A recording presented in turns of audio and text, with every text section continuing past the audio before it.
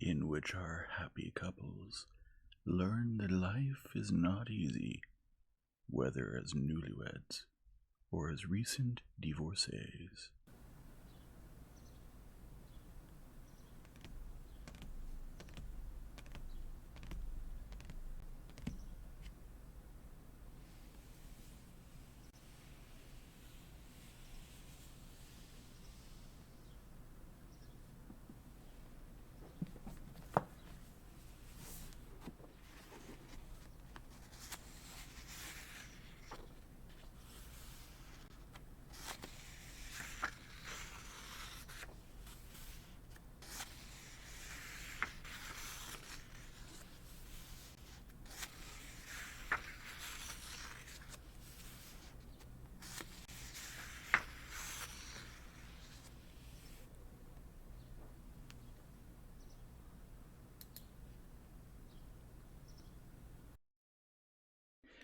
Chapter 33. Vronsky experienced for the first time a feeling of vexation, almost of anger with Anna for her deliberate refusal to understand her position. This feeling was intensified by his being unable to explain to her the cause of his vexation. If he had told her directly what he thought, he would have said, "To appear in the theatre in that attire and with that notorious princess is not only to acknowledge your position as a ruined woman, but also to throw down a challenge to society, that is, to renounce it forever." He could not say that to her, but how can she not understand it, and what is going on inside her? He said to himself. He felt that his respect for her was decreasing at the same time as his consciousness of her beauty increased. Frowning, he returned to his rooms, and, sitting down by Yashvin, who had stretched his long legs out on a chair and was drinking cognac with seltzer water, ordered the same for himself. "You mentioned Lankovsky is powerful, a fine horse. I advise you to buy him," Yashvin said, glancing at his friend's gloomy face. "He's got a low-slung rump, but for legs and head you couldn't ask for better." "I think I'll take him," replied Vronsky. The conversation about horses interested him, but he did not forget Anna for a moment. Involuntarily listened for the sound of steps in the corridor, and kept glancing at the clock on the mantelpiece. "Anna Arkadyevna asked me to tell you, sir, that she's gone to the theatre." Yashvin, having poured another glass of cognac into the fizzy water, drank it and got up, buttoning his jacket. "Well, shall we go?" he said, smiling slightly under his moustache, and showing by this smile that he understood the reason for Vronsky's gloominess, but attached no importance to it. "I'm not going," Vronsky said gloomily. "But I have to go. I promised." "Well, goodbye. Or else come to the stalls. You can take Krasinski's seat," Yashvin added on his way out. "No, I've got things to do. A wife's a worry. A non-wife's even worse," thought Yashvin as he left the hotel. Vronsky, left alone, got up from his chair and began pacing the room. What's today? The fourth subscription. Yegor is there with his wife and probably my mother. That means all Petersburg is there. She's gone in now, taken off her fur coat, come out to the light. Tushkevich, Yashvin, Princess Varvara. He pictured it to himself. What about me? Am I afraid, or did I pass it on to Tushkevich to chaperone her? However you look at it, it's stupid. Stupid. And why does she put me in such a position? He said, waving his arm. In that movement he brushed against the little table on which the seltzer water and decanter of cognac stood, and almost knocked it over. He went to catch it, dropped it, kicked the table in vexation, and rang the bell. "If you want to work for me," he said to the valet as he came in, "then remember your duty. No more of this. You must clean it up." The valet, feeling that it was not his fault, was about to vindicate himself, but glancing at his master, realized from his look that he'd better keep silent. Squirming, he hastily got down on the rug and began sorting out the whole glasses and bottles from the broken. That's not for you to do. Send a lackey to clean up and lay out a tailcoat for me. Vronsky entered the theater at 8:30. The performance was in full swing. An old usher helped Vronsky off with his fur coat, and recognizing him, called him Your Highness, and suggested that he not take a tag, but simply ask for Fyodor. There was no one in the bright corridor except the usher and 2 lackeys with fur coats in their hands, listening by the door. From behind the closed door came the sounds of the orchestra's careful staccato accompaniment, and one female voice distinctly pronouncing a musical phrase. The door opened to allow the usher to slip in, and the concluding phrase clearly struck Vronsky's ear. The door closed at once, and he did not hear the end of the phrase or the cadenza, but he could tell by the thunder of applause behind the door that it was over. When he entered the hall, brightly lit by chandeliers and bronze gas brackets, the noise still continued.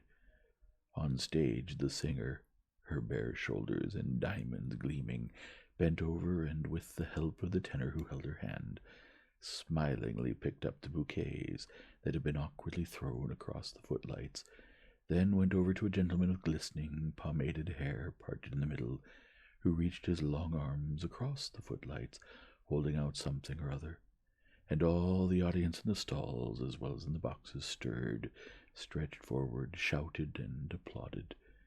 The conductor on his podium helped to hand it on and straightened his white tie. Vronsky went into the middle of the stalls, stopped, and began to look around. Tonight he paid less attention than ever to the habitual surroundings, to the stage, to the noise, to this whole familiar, uninteresting, motley flock of spectators in the tightly packed theater. As usual, there were the same sort of ladies in the boxes, with the same sort of officers behind them, the same multicolored women, uniforms, frock coats. God knows who they were, the same dirty crowd in the gallery, and in all this crowd, in the boxes and front rows, there were about 40 real men and women. And to these oases Vronsky at once paid attention, and with them he at once entered into contact. The act ended as he came in, and therefore, without going to his brother's box, he walked up to the front row and stopped by the footlights with Serpukhowskoy, who, bending his knee and tapping his heel against the wall, had seen him from a distance and summoned him with a smile. Vronsky had not yet seen Anna.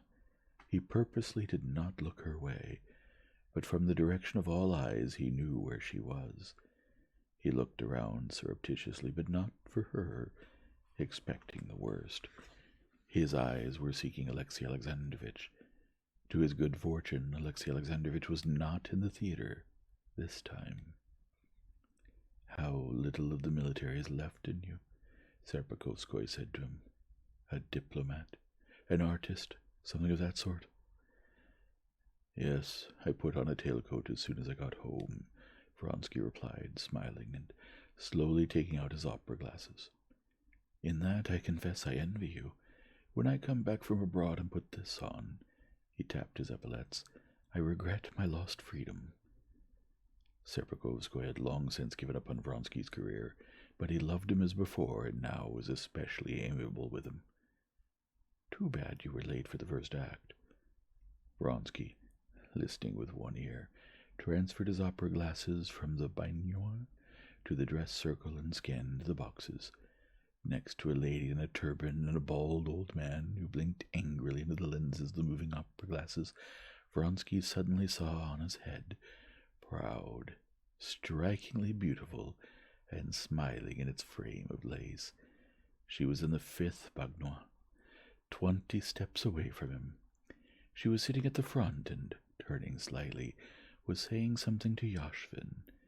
The poise of her head on her beautiful broad shoulders, the glow of restrained excitement in her eyes and her whole face, reminded him of her exactly as he had seen her at the ball in Moscow. But his sense of this beauty was quite different now. His feeling for her now had nothing mysterious in it, and therefore her beauty, though it attracted him more strongly than before, at the same time offended him. She was not looking in his direction, but Vronsky could sense that she had seen him. When Vronsky again looked in that direction through his opera glasses, he noticed that Princess Varvara was especially red, laughed unnaturally, and kept turning to look at the neighboring box, while Anna, tapping on the red velvet with a folded fan, gazed off somewhere and did not see or want to see what was happening in that box. Yoshvin's face wore the expression it had when he was losing at cards. He sulkily put the left side of his mustache further and further into his mouth, glancing sidelong at the same neighboring box. In this box to the left were the Kartasovs. Vronsky knew them, and knew that Anna was acquainted with them. Mademoiselle Kartasov, a thin, small woman, was standing in her box, her back turned to Anna, and putting on a cape that her husband was holding for her. Her face was pale and cross, and she was saying something excitedly. Kartasov, a fat, bald gentleman, kept looking round at Anna and trying to calm his wife. When his wife left, the husband lingered for a long time, his eyes seeking Anna's, apparently wishing to bow to her. But Anna, obviously ignoring him on purpose, turned round and was saying something to Yoshvin, who leaned his cropped head towards her. Kartasov went out without bowing, and the box was left empty. Vronsky did not understand precisely what had taken place between the Kartasovs and Anna, but he realized it had been humiliating for Anna. He realized it both from what he had seen, and most of all from Anna's look. He knew she had gathered her last forces in order to maintain the role she had taken upon herself, and in this role of ostensible calm she succeeded fully. People who did not know her and her circle, and who had not heard all the expressions of commiseration, indignation, and astonishment from women that she should allow herself to appear in society, and appear so conspicuously in her lace attire and in all her beauty, admired the calm and beauty of this woman, and did not suspect that she was experiencing the feelings of a person in the pillory. Knowing that something had happened, but not knowing precisely what, Vronsky felt a tormenting anxiety, and, hoping to find something out, went to his brother's box. On his way, deliberately choosing the aisle and the stalls on the side opposite Anna's box, he ran into the commander of his former regiment, who was talking with two acquaintances. Vronsky heard the name Karenina spoken, and noticed how the commander hastened to address him loudly, with a meaningful glance at the speakers. "Ah, Vronsky, when will you visit the regiment? We can't let you go without a banquet. You're one of us," said the commander. "Can't stop. Very sorry, another time," Vronsky said, and ran up the stairs to his brother's box. The old countess, Vronsky's mother, with her steely little curls, was in his brother's box. Varya and the young Princess Sorokin met him in the corridor of the dress circle. After taking Princess Sorokin to his mother, Varya gave her brother-in-law her hand and at once began talking to him about what interested him. He had rarely seen her so agitated. "I find it mean and nasty, and Mademoiselle Kartasov had no right. Anna Arkadyevna," she began. "But what? I don't know." "You mean you haven't heard?" "You know I'll be the last to hear of it. Is there a wickeder creature than Mademoiselle Kartasov? But what did she do?" "My husband told me she insulted Anna Arkadyevna. Her husband began talking to her across the box, and Mademoiselle Kartasov made a scene. They say she said something insulting and walked out." "Count, your maman is calling you," said Princess Sorokin, looking out the door of the box. "And I've been waiting for you all this time," his mother said to him with a mocking smile. "One sees nothing of you." Her son noted that she could not suppress a smile of joy. "Good evening, maman. I was coming to see you," he said coldly. "Why don't you go faire la cour de Madame Karenina?" she said when Princess Sorokin stepped away. "Elle fait sensation. On oublie la pâte pour elle." "Maman, I asked you not to talk to me about that," he answered, frowning. "I'm only saying what everybody says." Vronsky made no reply, and after saying a few words to Princess Sorokin, left. In the doorway he ran into his brother. "Ah, Alexei," said his brother, "what nastiness! A fool, nothing more. I was just about to go to her. Let's go together." Vronsky was not listening. He went downstairs with quick steps.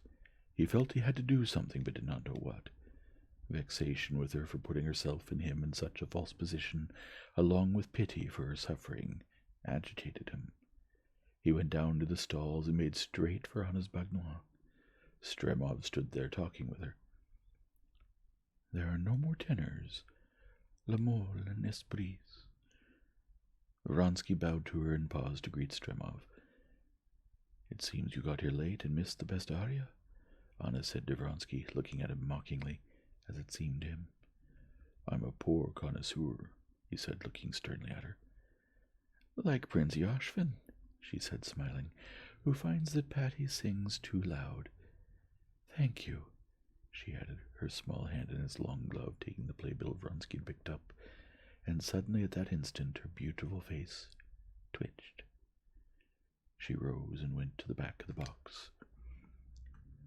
Noticing that her box remained empty during the next act, Vronsky, provoking a hissing in the audience, which was hushed to the sounds of the cavatina, left the stalls and drove home. Anna was already there. When Vronsky came in, she was alone, still wearing the same dress she had worn to the theater. She was sitting in the first chair by the wall, staring straight ahead of her. She glanced at him and at once resumed her former position. "Anna," he said, you're to blame for it all," she cried, getting up, with tears of despair and anger in her voice. "I asked you, I implored you not to go. I knew it would be unpleasant." "Unpleasant," she cried. "Terrible! I won't forget it as long as I live. She said it was a disgrace to sit next to me." A foolish woman's words. But why risk? Why provoke? I hate your calmness. You shouldn't have driven me to that. If you loved me... Anna, what does the question of my love have to do? Yes, if you loved as I do, if you suffered as I do, she said, looking at him with an expression of fear. He felt sorry for her, and still he was vexed. He assured her of his love, because he saw that that alone could calm her now, and he did not reproach her in her words, but in his soul he did reproach her. And those assurances of love, which seemed so banal to him that he was ashamed to utter them, she drank in and gradually grew calm. The next day, completely reconciled, they left for the country.